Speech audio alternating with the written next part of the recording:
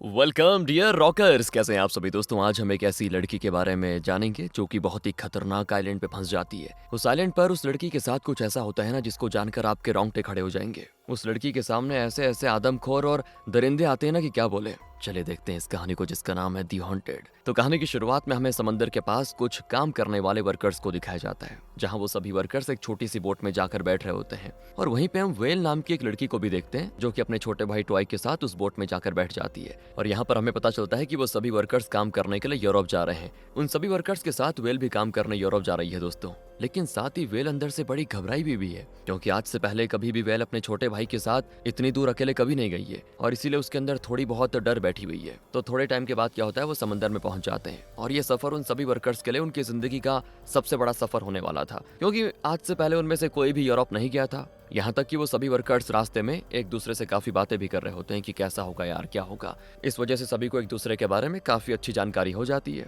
वहीं हम जैक नाम के एक आदमी को भी देखते हैं और जैक उस बोट का इंचार्ज है दोस्तों। उधर हम उस बोट में एक भाई बहन को भी देखते हैं और उन दोनों भाई बहनों का नाम है जॉन और लकी। अब ऐसे ही कुछ वर्कर्स के नाम आपको आगे पता चलेंगे दोस्तों मूवी में, तो इसीलिए कंफ्यूज मत होना। तो रात के समय वो सभी लोग बोट में जा रहे होते हैं, लेकिन तभी अचानक से उनकी बोट बीच रास्ते में बंद पड़ जाती है, जिसको देखकर सभी शॉक हो जाते हैं, घबरा जाते हैं कि क्या करेंगे अब। फिर वहां जैक उस बोट को ठीक करने की बहुत कोशिश करता है, पर काफी कोशिशें करने के बाद भी वो ठीक नहीं हो पाती, जिस वजह से सभी लोग घबरा जाते हैं। अचानक पहली बार इतनी दूर आए और अचानक से बोट खराब हो गई तो सबकी हालत खराब हो जाती है। सभी डर के मारे शोर मचाने लग जाते हैं कि क्या होगा क्या होगा। जिस पर जैक गुस्से में उन सभी वर्कर्स को गन दिखाते हुए कहता है कि अगर कोई भी आवाज करेगा ना, उसको जान से मार डालूंगा। जहां जैक की धमकी सुनकर वो सभी वर्कर्स चुपचाप अपनी जगह पे बैठ जाते हैं, लेकिन साथ ही वो सभी लोग अंदर से बहुत ही ज्यादा निराश होते हैं, क्योंकि इस तरह खराब बोट की मदद से तो वो तो कभी भी यूरोप पहुंच नहीं पाएंगे। यही सोचकर सभी लोगों की जाने जा रही होती है। फिर दोस्तों कुछ देर के बाद समंदर में काफी भयानक तूफान आ जाता है, बड़ी बड़ी लहरें उठ जाती हैं, जिस कारण बोट का संतुलन बिगड़ जाता है और वो सभी वर्कर्स भी उस तूफान में बहुत बुरी तरह फंस जाते हैं। इसके बावजूद वो सभी वर्कर्स तूफान का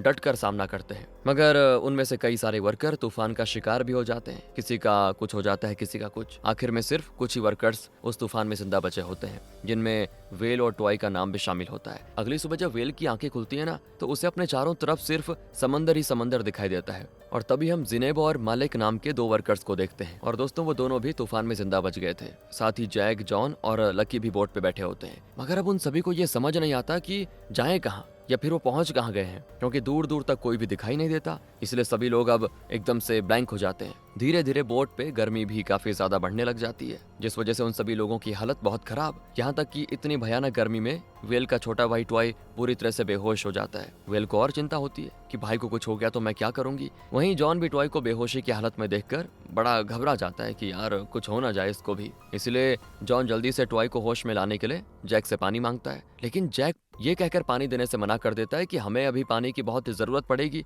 इसलिए हमें पानी बचा के रखना होगा। ये सुनते ही जॉन जैक पे बड़ा गुस्सा हो जाता है कि कैसे आदमी हो रहे तुम। दोनों के बीच में काफी बहस भी होती है और आखिर में जॉन पानी के लिए जैक से लड़ाई करना शुरू कर देता है, जिस पर सभी लोग मिलकर उन दोनों को शांत करवाते हैं कि इस तरह लड़ोगे तो हम बचेंगे कैसे। उसी समय वेल को एक अजीबोगरीब आवाज आती है, और जैसे ही वेल अपने सामने देखती है ना, उसे अपने सामने एक बहुत ही बड़ा शिप दिखाई देता है, जिसको देखकर वो सभी वर्कर्स बड़े खुश कि चलो जान बच गई। उन सभी वर्कर्स को एक नई उम्मीद मिल जाती है। दूसरी तरफ हम उस शिप के कैप्टन व्लेड को देखते हैं, और दोस्तों व्लेड जल्दी से उन सभी वर्कर्स को अपने शिप पे लेके आ जाता है। वो सभी वर्कर्स से कहता है कि आपको घबराने की कोई भी जरूरत नहीं है, अब आप लोग पूरी तरह से सेफ हो। व्लेड उन सभी वर्कर्स को खाने पीने का सामान भी देता है। खाना खाने के बाद सभी को बढ़िया महसूस होता है कि चलो जान बच गई। लेकिन दोस्तों वो वर्कर्स ये नहीं जानते थे कि आगे चलकर उनके साथ कुछ ऐसा होने वाला है जिस चीज की उन्होंने कभी उम्मीद भी नहीं की होगी। जिसके बाद व्लेड उन सभी वर्कर्स को शिप में बिठाकर अपने साथ लेके जाता है एक सुनसान आइलैंड पे, और वहाँ हम उस आइलैंड की मालकिन एलन को देखते हैं। एलन के साथ साथ उसके फैमिली मेंबर्स भी वहीं आइलैंड पे होते हैं। तो एलन उन सभी वर्कर्स को अपने आइलैंड पे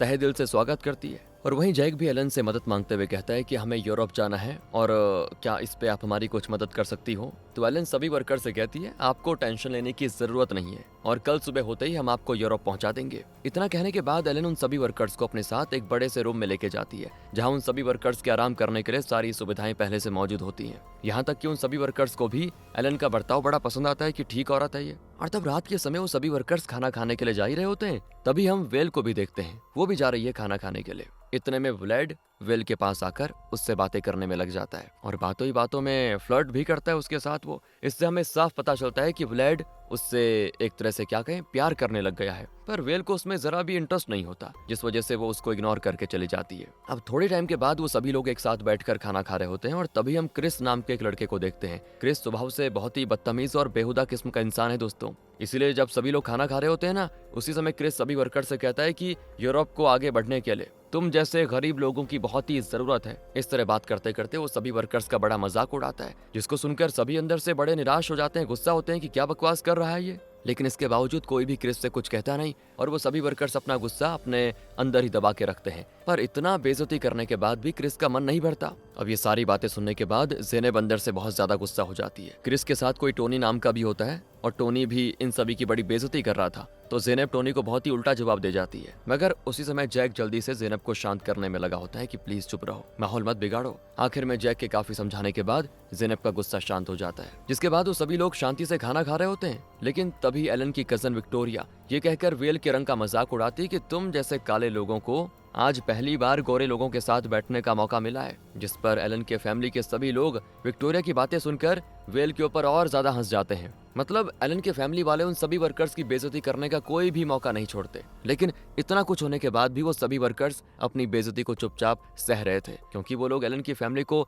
गलत नहीं बोलना चाह रहे थे। तो सभी लोग बैठकर खाना खा रहे होते हैं और तभी एकदम से टॉय सबके सामने बेहोश हो जाता है, वेल का भाई दोस्तों, जिसको देखकर वेल घबरा जाती है कि इसको बार बार क्या होता है। लेकिन उसी समय एथन नाम का एक डॉक्टर जल्दी से टॉय को उठाकर अपने साथ कमरे में लेके जाता है। वहाँ उसका अच्छे से इलाज करता है पहले, फिर बड़ी मुश्किल से उसे आता है होश। जहाँ अपने भाई को होश में देखकर वेल अंदर से बहुत ही ज्यादा खुश होती है, क्योंकि वेल के लिए उसका भाई सब कुछ है दोस्तों। अपने भाई के लिए तो वो जान भी दे सकती है, ऐसी है वो। तभी वहाँ कमरे में एथन वेल से कहता है कि एक काम करो, तुम अपने कमरे में जाकर सो जाओ और मैं तुम्हारे भाई का अच्छे से ख्याल रखूंगा। तो वेल भी उसकी बात मानकर अपने कमरे में चली जाती है। लेकिन दोस्तों वेल के कमरे का तापमान इतना ज्यादा होता है ना कि कोई भी गर्मी के मारे चैन से सो नहीं पाता। मगर आखिर में वो सभी वर्कर्स ठंडा पानी पीकर कैसे भी करके सो जाते हैं। अब रात की बात है, जब वेल सो रही होती है तभी उसे कुछ अजीबोगरीब आवाज आती है। जैसे ही पीछे मुड़कर देखती है ना, तो उसे अपने सामने टॉय हाथ में गन लिए खड़ा दिखाई देता है। वेल बड़ी घबरा जाती है कि इसको हो क्या गया, और तभी टॉय गन से वेल पे गोली चला देता है। उसी समय उसका सपना टूटता है, यानी कि वो सपना देख रही थी। यहाँ तक कि आज से पहले उसने इतना बुरा सपना कभी नहीं देखा। फिर दोस्तों जब वेल उठकर आजू बाजू देखती है तो डर तो उसको बहुत लगता है, क्योंकि एलन वेल और सभी वर्कर्स को एक ट्रक में बिठा के कहीं लेके जा रही होती है। ये देखकर वेल भी सोच में पड़ जाती है कि आखिर वो लोग उस ट्रक में कैसे आए। साथ ही बाकी वर्कर्स को भी कुछ समझ नहीं आ रहा होता है कि आखिर एलन हमें कहाँ लेके जा रही है। थोड़े टाइम के बाद एलन सभी वर्कर्स को जंगल के बीचों बीच लेके जाती है, जहाँ एलन सभी वर्कर्स के सामने कुछ हथियार रखते हुए कहती है कि अब हम एक मौत का खेल खेलने वाले हैं और इस खेल में हम लोग आपका शिकार करेंगे। लेकिन दोस्तों किसी को भी एलन की बातें समझ नहीं आती। यहाँ पर पता चलता है कि एलन और उसके फैमिली वाले बाहर से गरीब लोगों को पकड़कर अपने आइलैंड पे लेके आते हैं और आखिर में एलन की फैमिली मिलकर उन सभी लोगों को जान से मार डालती है। ऐसा ही कुछ एलन इस बार वेल और बाकी सभी वर्कर्स के साथ करने वाली है, जिस वजह से सभी वर्कर्स अब घबरा जाते हैं कि कहाँ तो वो जाने की सोच रहे थे और कहाँ आ गए मुसीबत में। उन सभी को अपने सामने बिल्कुल मौतें नजर आती हैं, मगर अब वो लोग चाहकर भी कुछ कर नहीं पा रहे थे, क्योंकि पूरी तरह से एलन के कब्जे में थे। इसलिए सभी वर्कर्स अपने अपने हथियार उठाकर जंगल की ओर भागने लग जाते हैं। और वहीं वेल को तो अपने छोटे भाई की बड़ी चिंता होती है, क्योंकि एलन ने टॉय को किसी सीक्रेट जगह पे छुपा के रखा हुआ है। पर दोस्तों गेम चालू होने से पहले वेलेड ने वेल से ये कहा था कि मैं तुम्हारे भाई को चर्च के पास लेकर आऊंगा और तुम भी मुझे वहीं पे मिलना, जिस पर वेल को भी वेलेड की बातों पर यकीन हो जाता है, क्योंकि उसके पास यकीन करने के अलावा कोई दूसरा ऑप्शन तो था नहीं। जिसके बाद उन सभी लोगों के बीच में मौत का खेल होता है शुरू, और यहाँ तक कि वो सभी वर्कर्स भी एलन की फैमिली मेंबर्स से अपनी जान बचाकर जंगल में भाग जाते हैं। दूसरी तरफ एलन के फैमिली वाले अपने हाथ में गन लेकर उनका शिकार करने के लिए तैयार हो जाते हैं। और दोस्तों शिकार करते समय क्रिस की एक गोली सीधा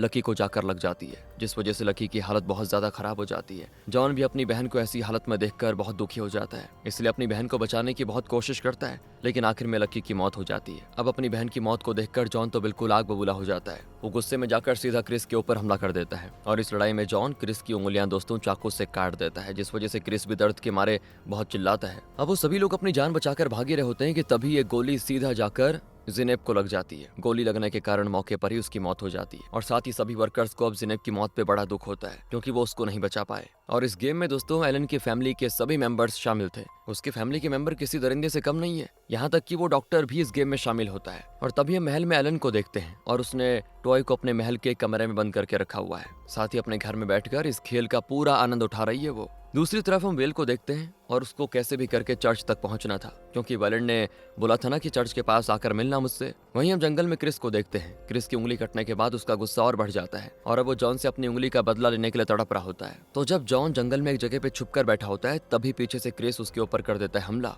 बड़ी बेरहमी से मार डालता है वो जॉन को। और दोस्तों जॉन को मारने के बाद अब सिर्फ कुछ ही लोग बचे होते हैं। जहां वेल को दिखाते हैं तो वो भी उन शिकारियों से छुपकर कैसे भी करके चर्च तक पहुंचना चाहती है। तभी हम एलन की बेटी मैरी को देखते हैं और मैरी अपने पापा टोनी के साथ मिलकर बचे हुए वर्कर्स को ढूंढ रही होती है कि कहाँ गए वो। असल में मैरी के दिल में भी इंसानियत नाम की कोई चीज नहीं है, उसे भी मजा आता है ये सारी चीजें करने में। लेकिन दूसरी तरफ टोनी को ये सब कुछ ठीक नहीं लग रहा होता है, इसलिए टोनी एलन से कहता है कि हमें उन लोगों का शिकार नहीं करना चाहिए। तो मैरी टोनी को भड़काते हुए कहती है कि पापा दुनिया में गरीब इंसानों को जीने का कोई हक ही नहीं है। इस तरह दोस्तों मैरी की बातों से दरिंदगी साफ झलक रही होती है। थोड़े टाइम के बाद मैरी और टोनी मिलकर बाकी सभी वर्कर्स को ढूंढ लेते हैं। साथ ही एलन भी मैरी और टोनी को अपने डिवाइस की मदद से सभी वर्कर्स का लोकेशन बता रही होती है। और यहाँ पर हमें पता चलता है कि एलन ने सभी वर्कर्स के हथियार में चुपके से लोकेशन ट्रैकर लगा दिया था, जिस वजह से उसको सभी वर्कर्स की लोकेशन का पता चल रहा होता है। लेकिन जैसे ये बात वेल को पता चलती है तो वो जल्दी से सभी लोकेशन ट्रैकर को हथियार से निकाल कर बाहर फेंक देती है, जिस वजह से एलन चाहकर भी वेल की लोकेशन ट्रैक नहीं कर पाती। दोस्तों तभी हम टोनी को देखते हैं और जब टोनी अकेले जंगल में वेल को ढूंढ रहा होता है ना, तभी पीछे से वेल आकर उसे पकड़ लेती है। वो तो जान से मारने वाली होती है उसको, लेकिन उसी समय टोनी उससे अपनी जान की भीख मांगता है, जिस पर वेल को भी दया आ जाती है उसको देखकर। इसीलिए वो फैसला करती है कि टोनी को नहीं मारेगी जान से। कहकर वो टोनी को छोड़ तो देती है कि तुम एलन से जाकर कह देना कि मैं अपने भाई को कैसे भी करके बचा लूंगी। पर वहीं जैक और मालिक वेल के इस डिसीजन से बिल्कुल भी खुश नहीं होते, क्योंकि वो लोग तो ये बात बहुत अच्छे से जानते हैं ना कि आगे चलकर टोनी उनके लिए खतरा बन जाएगा। मगर इसके बावजूद जैक और मालिक वेल को कुछ नहीं कहते। तब कुछ देर के बाद जैक जंगल से जा रहा होता है। उसी समय मैरी जैक के ऊपर हमला कर देती है, जिस कारण जैक और मैरी के बीच में काफी भयानक लड़ाई होती है और आखिर में मैरी जैक को बड़ी बेरहमी से मार डालती है। दोस्तों जैक को मारने के बाद अब सिर्फ वेल और मालिक ही जिंदा बचे होते हैं। और जब जैक की मौत की खबर वेल को मिलती है ना, तो बस उसको लगता है कि जैसे सब खत्म हो गया है। वेल बिल्कुल हेल्पलेस थी, वो चाहकर भी कुछ नहीं कर पा रही थी। एक तो उसको अपने छोटे भाई को बचाना है, ऊपर से ऐसी मुसीबतें, इसलिए वो कोई गलती भी नहीं करना चाहती। दूसरी ओर हम घर में व्लाड को देखते हैं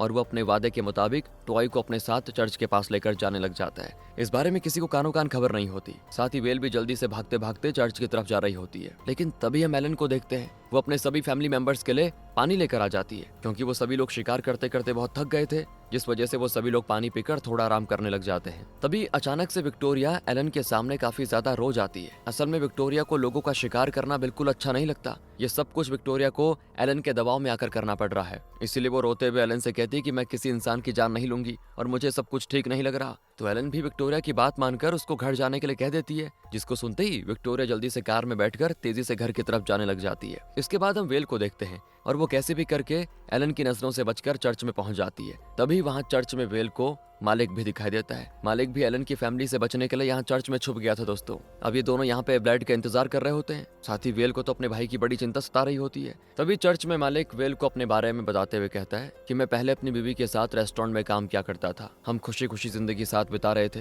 लेकिन एक दिन एक बहुत बड़े बम धमाके ने मेरी वाइफ की जान ले ली। उस दिन से मैं पूरी तरह अकेला पड़ गया। इस तरह वो अपनी कहानी बताता है दोस्तों, और ये सुनकर वेल को भी थोड़ा उससे हमदर्दी हो जाती है। तभी वेल के बारे में बताया जाता है, वो बचपन में अपने माँ बाप के साथ खुशी खुशी रहती थी, पर एक दिन कुछ आतंकवादी मिलकर वेल को किडनैप कर लेते हैं। मगर इसके बावजूद वेल उन आतंकवादियों से बिल्कुल भी नहीं डरती, जिस वजह से उन आतंकवादियों को वेल की बहादुरी बहुत ही ज्यादा पसंद आ जाती है। इसलिए वो वेल को अपने साथ रख लेते हैं। यहाँ तक कि वो आतंकवादी वेल को लड़ना भी सिखाने लग जाते हैं, जिस पर वेल भी कुछ ही दिनों में आतंकवादियों की लड़ाई की सभी टेक्निक सीख जाती है। और ऐसी एक दिन की बात है, वो सभी आतंकवादी एक गांव पे हमला कर देते हैं। इस काम में वेल भी उन आतंकवादियों की मदद कर रही होती है। लेकिन तभी अचानक से वेल की नजर टॉय नाम के बच्चे के ऊपर जाती है और पहली नजर में वो टॉय को थोड़ा पसंद कर लेती है, मतलब ऐसा भाई जिस वजह से वो टॉय को नहीं मारती और उसे अपने भाई की तरह प्यार करने लग जाती है। उस दिन के बाद ये दोनों साथ रहने लग जाते हैं और अगर उस दिन टॉय वेल की जिंदगी में नहीं आता तो वो कभी भी एक अच्छा इंसान नहीं बन पाती। तो वेल की कहानी सुनने के बाद वो उसकी हिम्मत की दाद देता है। थोड़े टाइम के बाद व्लेड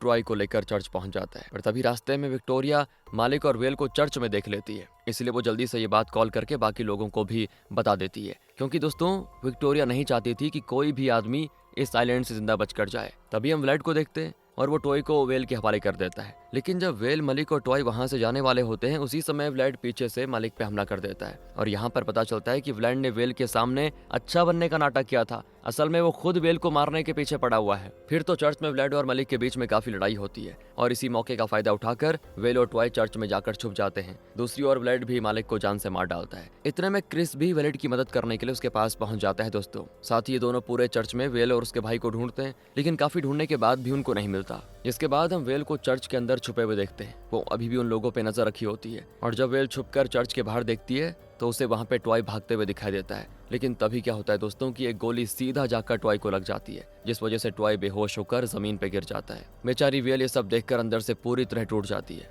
भागते भागते टॉय के पास जाती है, लेकिन उधर पहुंचने पर वेल को कहीं भी टॉय दिखाई नहीं देता। उसे बस जमीन पे खून के धब्बे दिखाई देते हैं, जिसको देखते वो समझ जाती है कि जरूर उन लोगों ने टॉय को जान से मार दिया होगा। बस इस तरह उसके अंदर बिल्कुल बदले की आग आ जाती है कि मैं अपने भाई की मौत का बदला लेकर रहूंगी। और तभी अचानक से चर्च में वेल को क्रिस की आवाज आती है, जिस पर वेल गुस्से में भागते हुए क्रिस के पास जाती है और बड़ी बेरहमी से मार डालती है उसको। साथ ही वेल विक्टोरिया को भी तड़पा तड़पा कर मार डालती है। लेकिन वेल के अंदर तो प्रतिशोध की ज्वाला अभी भी बहुत धड़क रही होती है, वो नहीं रुकती और लोगों को मारने के लिए महल के पास जाने लग जाती है। लेकिन तभी रास्ते में एक तीर आता है, सीधे वेल को लग जाती है और बेचारी नीचे जमीन पे गिर जाती है उस वजह से। थोड़े टाइम के बाद जब वेल की आंख खुलती है तो वो खुद को एक कमरे में बंद पाती है। असल में एथन ने वेल को बेहोशी की हालत में बांधकर अपने कमरे में ला दिया था, मतलब अपनी लैब में, और वहाँ लैब में एथन वेल के ऊपर कोई सर्जरी करने वाला है। लगता है ये किसी तरह का एक्सपेरिमेंट करता है लोगों पे। दूसरी ओर हम एलन, टॉय, मैरी और व्लेड को देखते हैं और रात के समय वो चारों एक साथ बैठकर अपनी जीत की खुशी मना रहे होते हैं। इसी बीच एलन सभी से कहती है कि मेरे पास तुम्हारे लिए एक सरप्राइज है।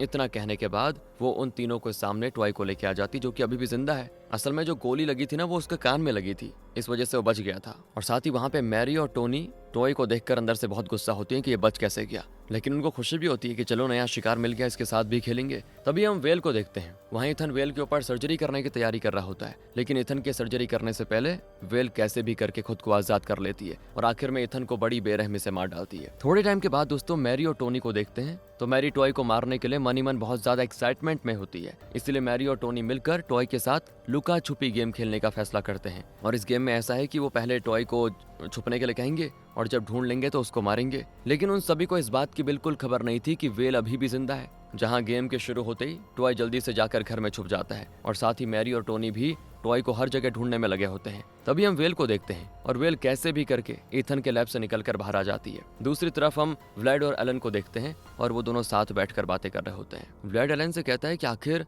हम लोग कब तक लोगों की जान लेते रहेंगे, पर दोस्तों एलन को व्लेड की बातों से कोई फर्क नहीं पड़ता, क्योंकि एलन के अंदर जज्बात नाम की कोई चीज है ही नहीं। फिर हम किचन में टोनी को देखते हैं और जब टोनी किचन में पानी पीने जा रहा होता है तभी वेल पीछे से आकर उस पर हमला कर देती है और अपने हाथों में चाकू लेकर कर देती है उसका काम तमाम। जिसके बाद एलन जैसे ही अपने कमरे में जा रही होती है, उसी समय एलन को किचन में टोनी की लाश मिलती है और ये देखकर वो समझ जाती है कि जरूर वेल अभी भी जिंदा है। साथ ही एलन ये बात जल्दी से मैरी और व्लेड को बता देती है। ये सुनने के बाद व्लेड और मैरी भी काफी सतर्क हो जाते हैं और यहाँ तक कि वो तीनों मिलकर अब बस वेल को ढूंढने में लगे हुए हैं। इसी बीच वेल मैरी को भी जान से मार डालती है। मैरी को मारने के बाद अब बचे थे एलन और व्लेड, तो एलन अपने हाथ में गन लेकर वेल की हर जगह तलाशी में होती है और तभी अचानक से एलन को टॉय दिख जाता है, जिस पर वो टॉय को पकड़ने के लिए उसके पीछे पीछे जाने लग जाती है। आखिर में एलन टॉय को पकड़कर उसको जान से मारने वाली होती है, लेकिन तभी वेल सही टाइम पे पहुंचकर एलन से उसको बचा लेती है। बहुत भयानक लड़ाई होती है दोनों के बीच और इस लड़ाई में वेल एलन को तड़पा तड़पा कर मार डालती है दोस्तों। अब एलन को मारने के बाद वेल को लगता है कि खतरा पूरी तरह से टल गया, जिस वजह से वो टॉय को अपने साथ लेकर बोट की तरफ आ जाती है। और दोस्तों वेल जब